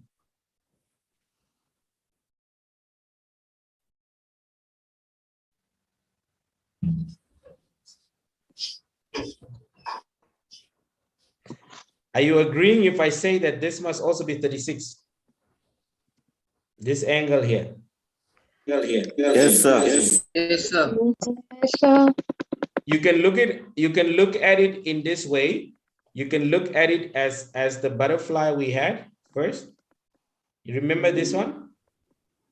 That these Yes, sir. angles are the same. Or you could look at it as this, that this triangle here that's forming the 90. So if that is 90, this plus that plus the 90 must add up to 180, isn't it? Yes, sir. Yes, sir.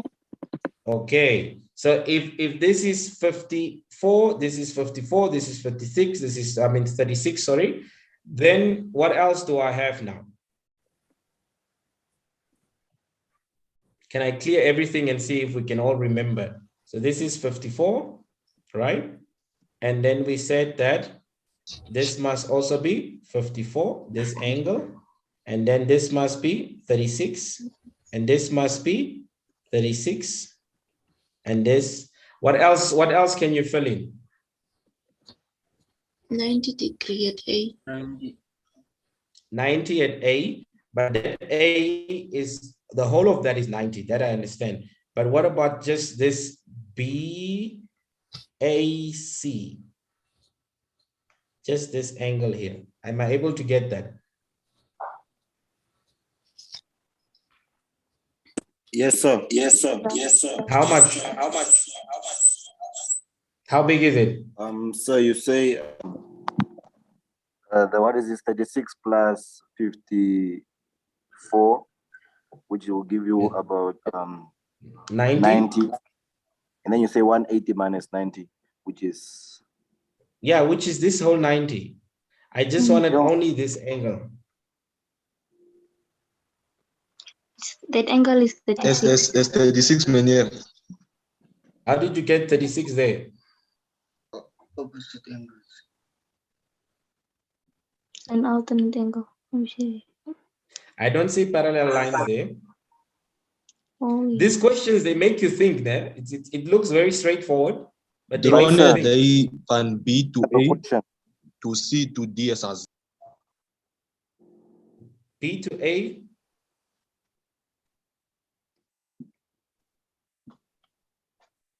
so I have a question. So you know, if you draw another line from B to C, just draw another line like in red. B to C. Yeah. This one here. Maybe we give it a different color. Okay. And then you say, I missed out the part. I was supposed to get B's angle like fully, the whole angle. Then you wanted to do it out of the 180. Yeah.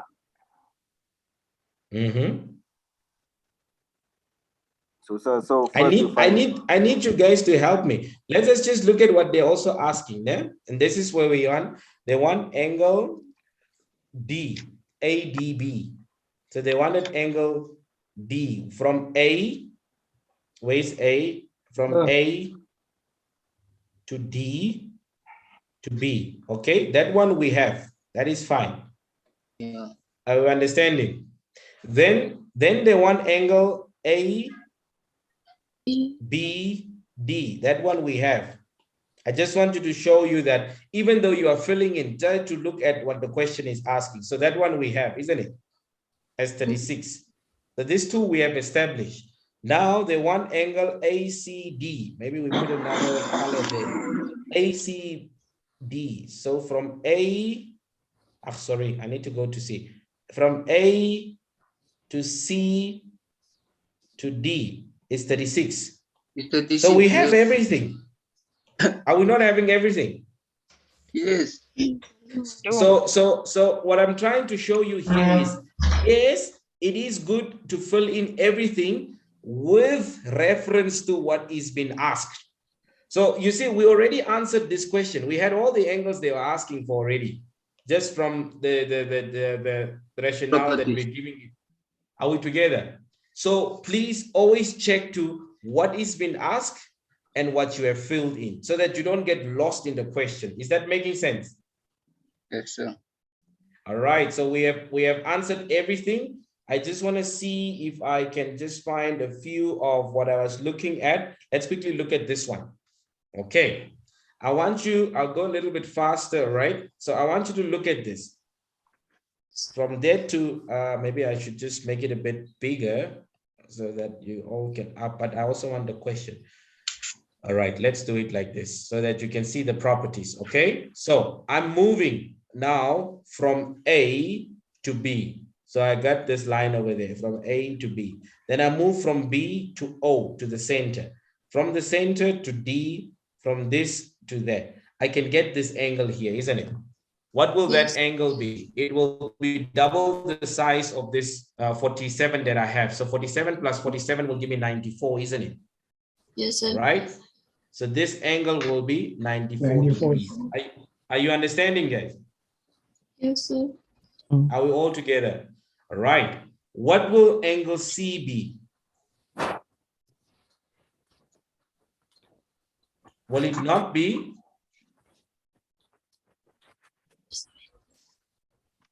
This is a little bit tricky, guys. Because is this at the circumference or it's just at the center? Remember, if we're having this, so these are some of the misconceptions we have. When we're having a cyclic quadrilateral, we're looking at something that is having all four angles on the circumference, right?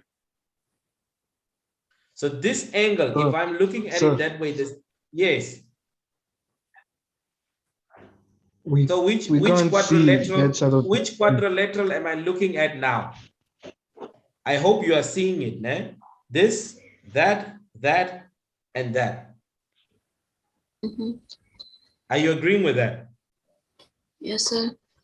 Yes, because sometimes we make that common mistake where somebody will think that this here is a cyclic quadrilateral. This guy is not at the circumference. All four has to be at the circumference. So if I do that, if I take this one over here, this one over here, this and that, then I would say that this angle that I have over here and this one must add up to 180. Are we together? So you say 180 minus your 47 must give you 137. Plus minus what? I think 133. So we got that angle as 133. Remember, this was as 94. Are you following, guys? Yes, sir. So we know how we got the 94. We know how we got the, I mean, that one was already given. We know how we got this one over here. Now, let's go further. And these are the things that we do not show you. I want you to focus because I'm just showing you some tricks here. This and that, what are these two lines?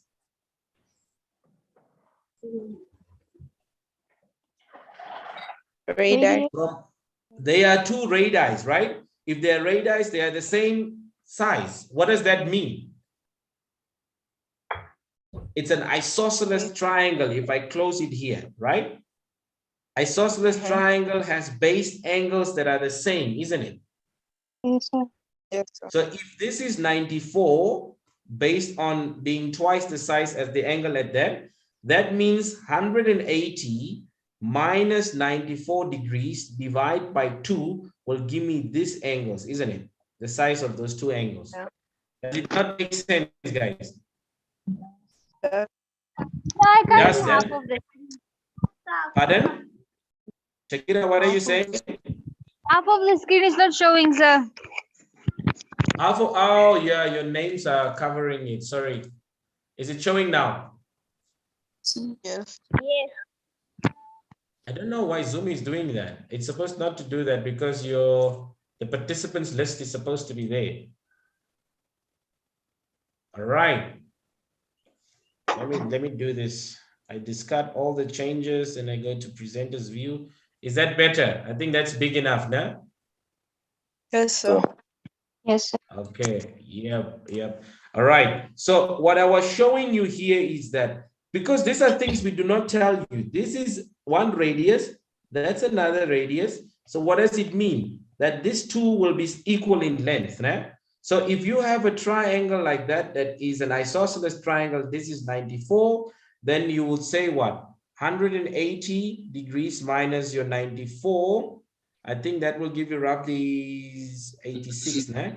Divide by 2 will give you 43. So 43. This angle will be 43. This angle will also be 43. This is 94. This we established to be 113. Again, what else do we see here? Sir? I cannot, yes. I don't understand the 113. 113 is coming from here. You see this cyclic quadrilateral, four-sided. So this angle and that angle, opposite angles must add up to 180. So I said 180 minus the 47 gave us this 113. Just confirm. I just did it mentally. So It's I think this is correct. sir. Not It's 133, ne? Ah, no. Yeah, it's 133. Sorry. Thank you for that. Right. Is it clear now, Luis? Yes, sir. Okay, good, good. Should be 133. All right. So we've got all of that. Then with reference to what they are asking, let's go back. So what do we have? Let's just clear up our pen writings and we fill in everything that we have. We said that this angle over here will be 133. This angle will be 94. Okay. And this angle will be 43. And this will also be 43. Let's see if our puzzle pieces we put in there are sufficient. They want angle BOD. So what do they want? From B, you go to O, then you go to D. So they wanted what? They wanted this angle here, which is 94. So that angle will be 94 degrees. We've got that. Then they want angle BCD. So we're starting at B, going to C, going to D. We've got that also as 100 and, why am I writing 113?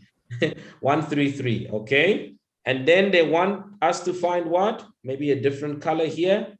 O, B, D. So they wanted this angle over here, which we got as 43.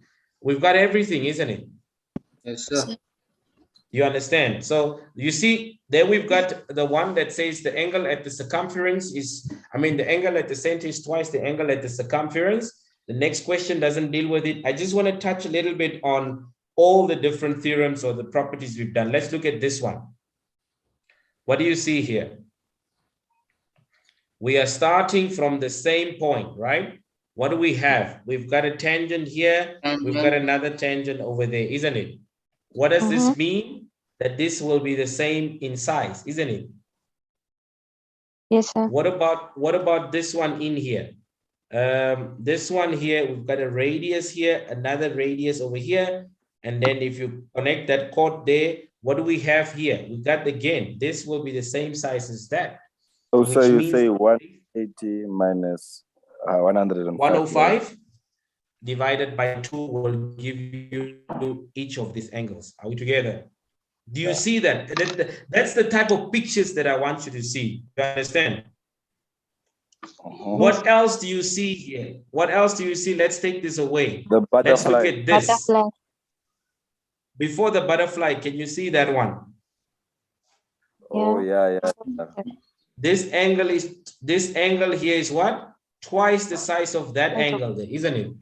So you divide 105 by 2. 105 divided by 2 is going to give you how much? 52.5. Exactly. So this will be 52.5. We've got that. All right. And we've got, you said 180 minus the 105. And then I think that will give you about 75. Né? Divide 75 by 2. Then this angle here and that angle will be the same. There will be 37.5 degrees. So we've got that. Okay. What else do we have? You also saw butterfly, isn't it? Yes, sir.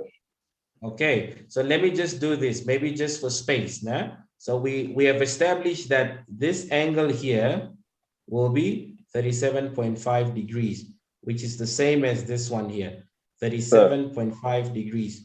And we said that this one will be how much? 105 divided by 2. We said that this angle here will be 52.5. Yes, Mauritius, I just wanted to put in what we had so far. Okay, so angle ADE is also 37.5. ADE. Let's see. From A, we go to D, and then we come to E. And that is based on the butterfly. Yeah. And also, what is this? D. Yeah, DEC. Before you go there, try to keep to the simple ones there. Look at this triangle. What is that triangle? It's Isosceles. Guys, don't say it's isosceles. That is the problem I'm having with people, that when you want to assume, the problem that I'm having here is, just because the DC and the DE, they look like they are the same size, you decide that it's isosceles. No, because this line here is not a radius. This is not a radius. That's why this not to scale is there. Are you following? So all I know is, since this is passing through the center, this will form an angle in a semicircle. Now, if I have certain section of that, all right, we've established that this point here was 52.5, right? That's what we have established here. Now, if the whole of that is 90, then I would say 90 minus that 52.5, isn't it? What is that going to give you? I think it's going to give you 37.5. All right. Do you see what I'm saying? So please, and that is the assumption we are making, guys. This angle here is 52.5 degrees. And then this angle, because we minus it from 90, that will now be your 37.5, which established that butterfly that we're looking at, right? Since this is also 37.5. If you look at the butterfly that we're talking about, you will see that this here going all the way, and then you go all the way up. Sorry, it's the other way around, because it will have the whole of that anyway. So this will not make sense. Let's just skip that one out. I don't know why my eraser is not calibrated. But anyway, do you see all the different points that we're trying to fill in here? So this will be 37.5. This will also be 37.5. And this is your 50. Okay, are you following? So let us look at what they are asking us. All right, let's zoom it in. I wanted you to know that these are the equal sizes, right? So what are they looking for? ADC, angle ADC. We're looking at the middle value, right? So we start from A, going to D, going to C. We've got that, isn't it? 52.5 degrees, okay? And then angle OCP. What do we have? Where's angle OCP? From O, maybe we take a different color. From O, we move to C. From C, we move to P. Where's P? Out there. What is that? Angle at a tangent will be 90 degrees, isn't it? Okay. And then angle EAC. So where's angle EAC? We start at E, then we go to A. Where's A? Up to A. And then from A, we go to C. What is that? Angle in a semicircle will be 90 degrees, isn't it? Yes, sir. EAC will also be 90 degrees. So those 2 marks, we got these 2 marks, these 2 marks we got. Are we together? Now they say find the angle AEC. So can I clear that a little bit? Okay, I hope you can still see my writing, I mean my drawing. So where do I start? I start at A. Where do I go? I go to E. From E, I go to C. So they want this angle here. Are you following, guys? Yes, sir. So if I have established that this one was 37.5 and this one was 90 degrees, What will I do now? I say 180 minus 90 minus 37.5 will be 52.5. So this will be 52.5 degrees. Are you following, guys? Yes, sir. Yes, sir. Okay, good. And then what will angle ACE be? You must help me with that one. Angle ACE. Where am I starting? Let's say I'm starting at A. So did you not already found that one? Oh yeah, we did, ne? We had it as 37.5. Why do they repeat it? ACE, they actually repeated this question. ACE was almost the same as OCE. No, that one was 90. Now, where were we looking for that angle? Okay, but yes, we got all of that. Sometimes we can get to this. I'll give you homework, just something that you can do tonight. Tomorrow when we meet in person, maybe for the first 30 minutes or so, we're going to do some questions. Those of you that are in person, I'll give you handouts that you'll be working on. And those of you that will only be joining online, we'll also send out the questions and you'll also do it. We'll give you some time to do it. Then we'll look at it together, because the only way you can do this is when you practice yourself. I will share them maybe later tonight or tomorrow or so, so that once you are done with this, then one could then look at it, because now I want you to practice it. We've done all the laws. So for tonight, I'll give you this one. I'll send you this one. Okay. Again, guys, just look at it one circle at the time. Okay. It looks a bit complicated, but it's not. Just look at it one circle at the time. And then this one over here. I think this one is a little bit easy as well. And then I've done, okay, one more. There's another one here as well. So I'll give you these three as homework. It must be done for tomorrow. I'll look at it together with you, and then I'll give you others. Then we'll move over to the next topic. So I think on the circle parts, we should be done at least in the first 30 minutes, 45 minutes tomorrow. And of course, I'll give you a worksheet again, which you can opt to do or not. You will face the consequences of that. Are we together? Now, I want to hear from your side. Maybe I should show you the layout so that we can just look at what questions, I mean, which topic you would want us to look at tomorrow, maybe with Ms. Mugunda as well. So are you seeing my screen with the syllabus there? Yes, sir. Yes, sir. Okay, good. So let me just go to the learning content so that we try to look at things that you are all having a common problem with, okay? Let me do this. So there's numbers and operations, sets and notation, measures, iteration, geometry, algebra, functions of graphs, coordinate geometry. Then the next page, vectors and transformations, matrices, bearings, trigonometry, stats and probabilities. What would you want us to do tomorrow? Mensuration. Vectors. Yes. Vectors. Mensuration.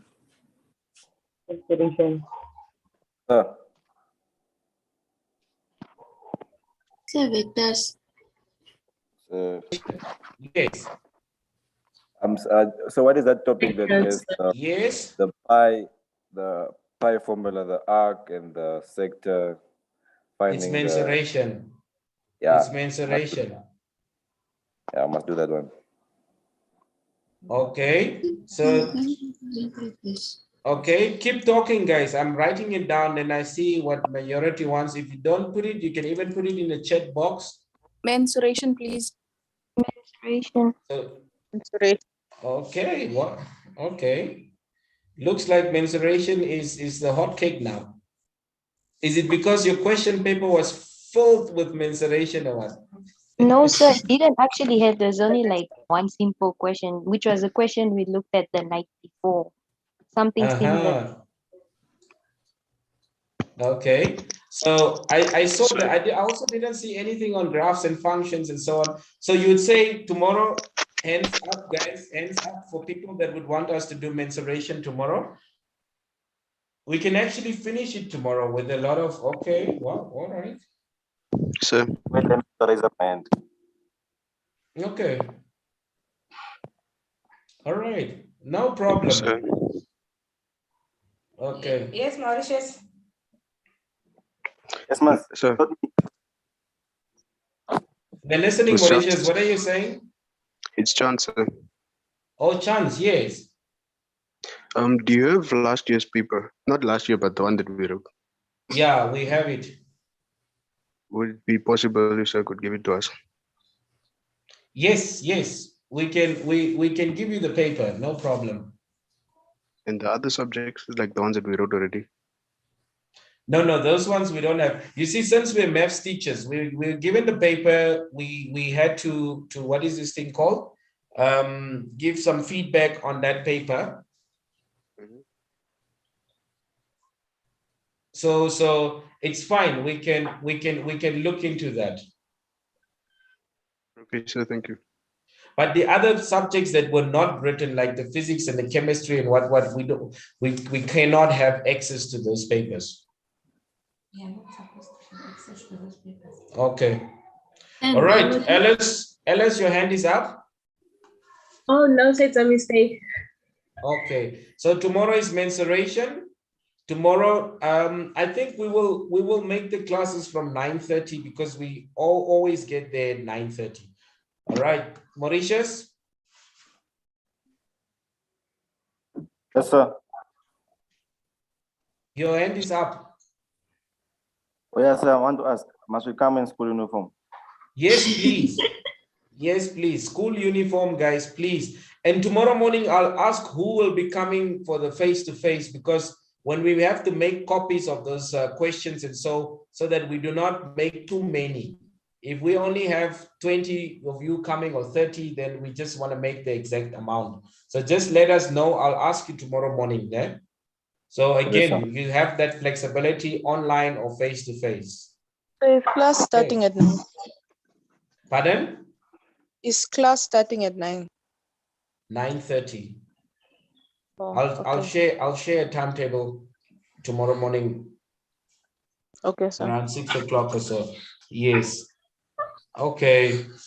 All right, guys. Have a blessed evening. Thank you, sir. Bye. Sir, likewise, sir. Bye. Bye, sir. Bye.